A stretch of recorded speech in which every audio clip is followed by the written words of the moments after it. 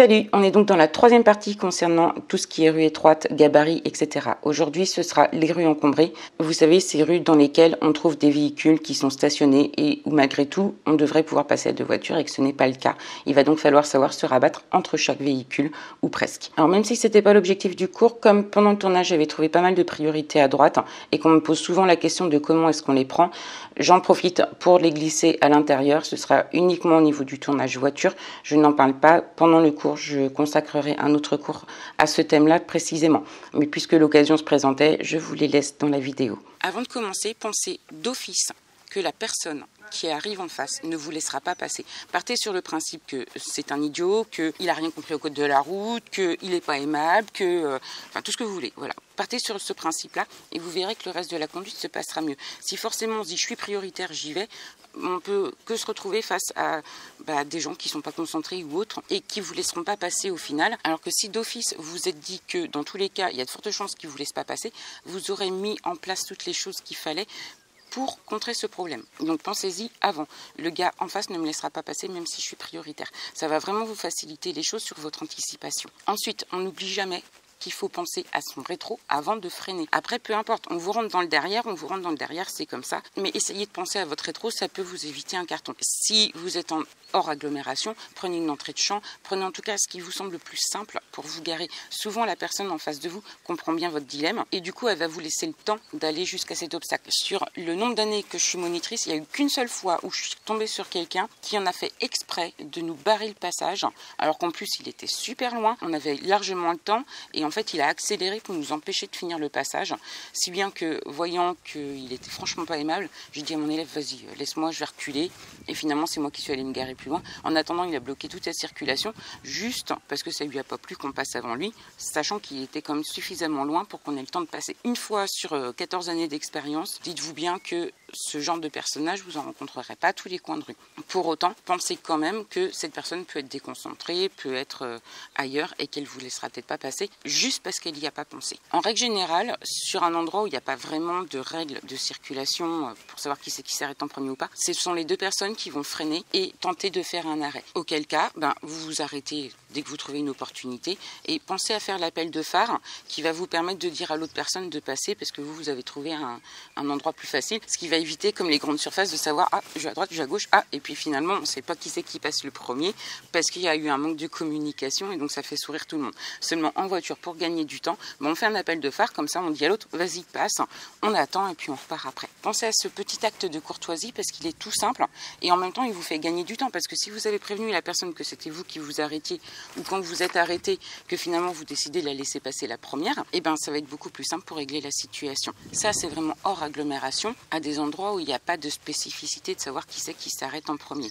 En agglomération, en règle générale, si on s'arrête parce que la rue est trop étroite, c'est parce qu'on a des obstacles devant nous, comme des voitures qui sont stationnées sur le bas-côté.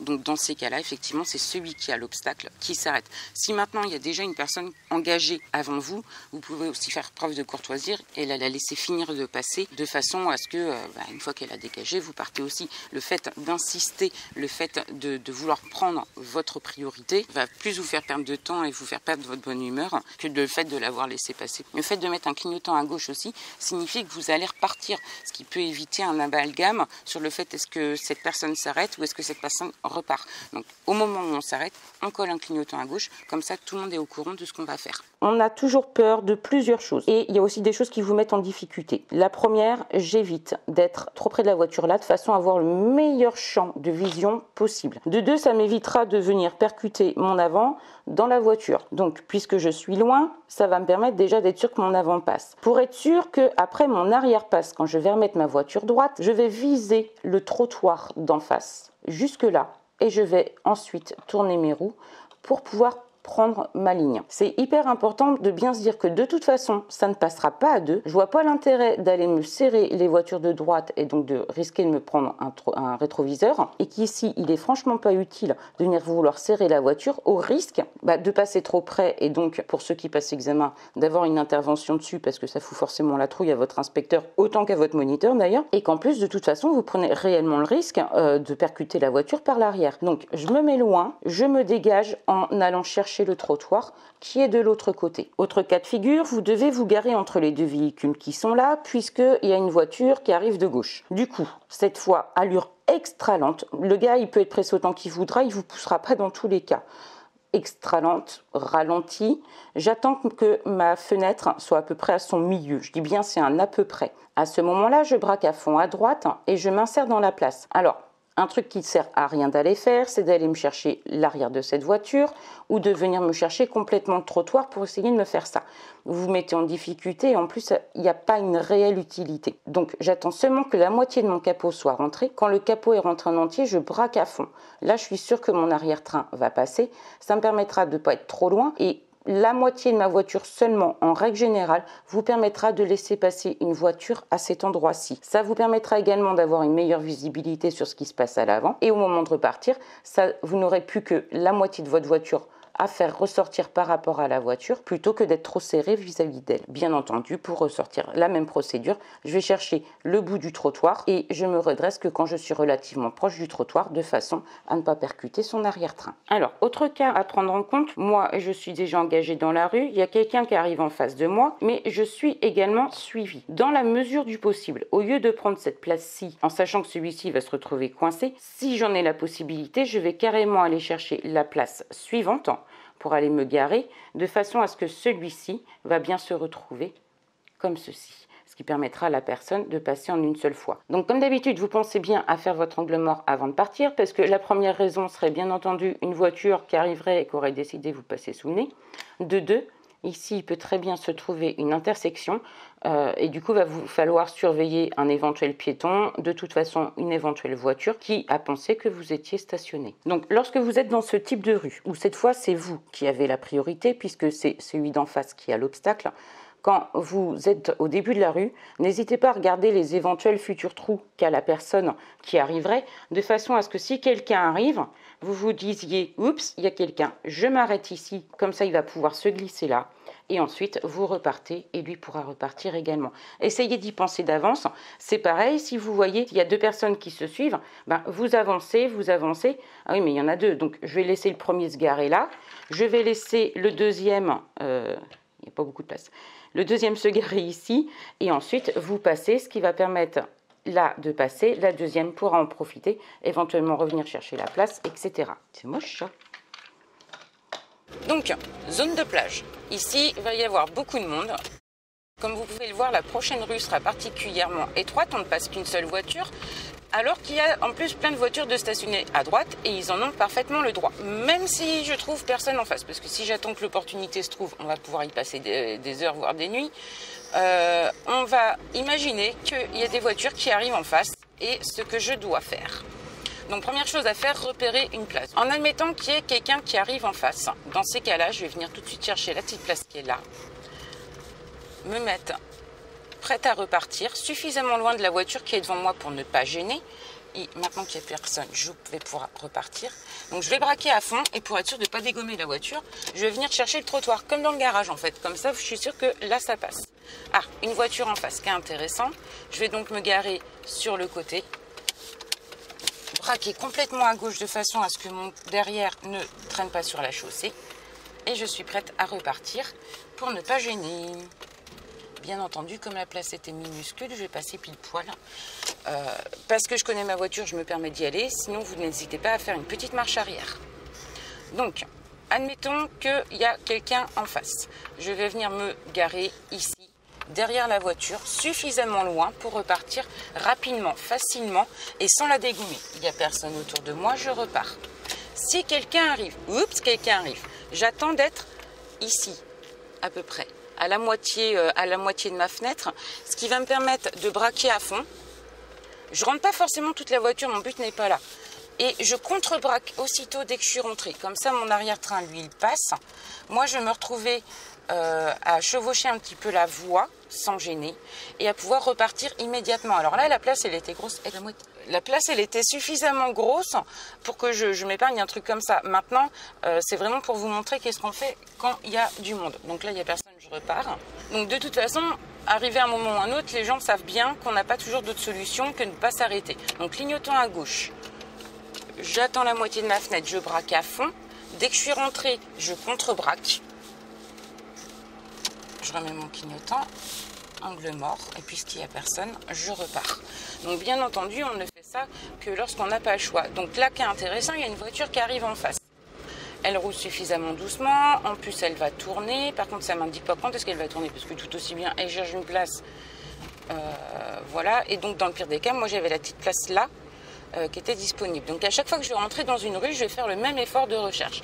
C'est-à-dire que je me replace, je mets un clignotant pour dépasser, il y a une voiture en face. Où est-ce que je peux m'arrêter? La place la plus facile tant qu'à faire, donc ça va être celle-ci. Hop, clignotant à gauche.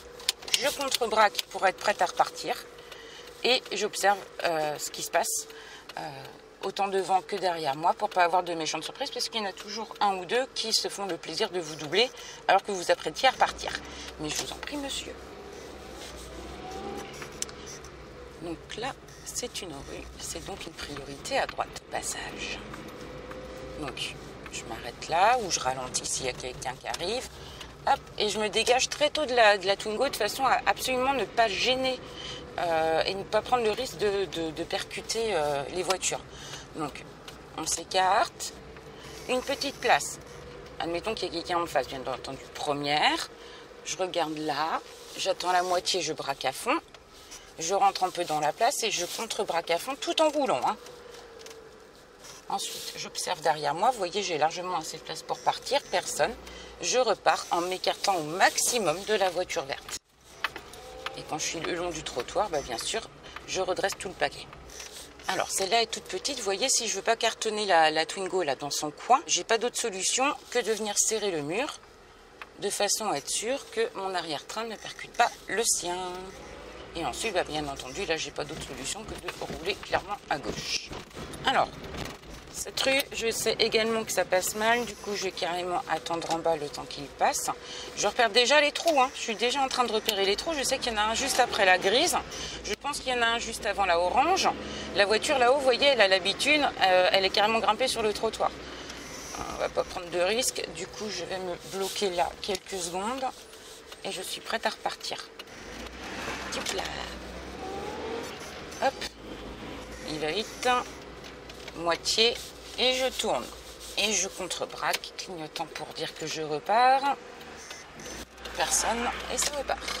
Et c'est comme ça sur toute l'avenue. Alors, priorité à droite. Il n'y a personne, je m'en vais aussitôt, hein, j'attends pas. Donc selon la visibilité, à chaque fois, je vais être obligée de freiner beaucoup ou pas. Sur certaines priorités à droite, on voit tellement bien qu'on freine même pas. À droite, tout droit, à droite, tout droit, à droite, personne, je m'en vais. Même chose, encore une priorité à droite, du coup frein. Personne, je suis à la moitié, je dégage. Donc chaque trou est susceptible d'être une priorité à droite puisque nous sommes dans un petit quartier. L'avantage ici, c'est que je sais que ce sont les trottoirs, les fins de trottoir qui m'indiquent les priorités à droite. Donc là, il y en a une qui arrive parce qu'il n'y a pas de marquage, il n'y a pas de panneau. Je freine, je freine, je freine. Personne, à la moitié, je réaccélère et je m'en vais. Dodane, celui-là, il faut savoir qu'il est quand même particulièrement raide, donc je le prends en première. Du coup, je regarde qu'il n'y ait personne et puis je m'en vais. En fait, ce qui est dur, c'est ici. Donc à chaque fois que vous avez des doutes à propos de votre trajectoire, pensez à bien mettre la ligne de droite ou le trottoir selon ce que vous avez au milieu de votre pare-brise. Vous regardez qu'une fois de temps en temps, ça permet de vous rassurer. Quand vous avez un rétro à droite, vous faites la même chose, vous regardez un coup d'œil de temps en temps pour être sûr que vous êtes à une bonne distance et il n'y aura pas de difficulté supplémentaire. Donc là, vous voyez, je tourne autour de 40, je ne suis pas à 50. Alors bien sûr, je pourrais me le permettre. Maintenant, c'est un jour où il y a de la plage, c'est un jour où il y a des gamins, c'est un jour où il y a des parasols, où il y a de la grand-mère aussi avec du chien. En plus, il y a une priorité à droite ici. Je peux absolument pas me permettre de rouler trop vite dans ce genre d'endroit. Il y a trop de piétons ici pour me permettre de rouler vite.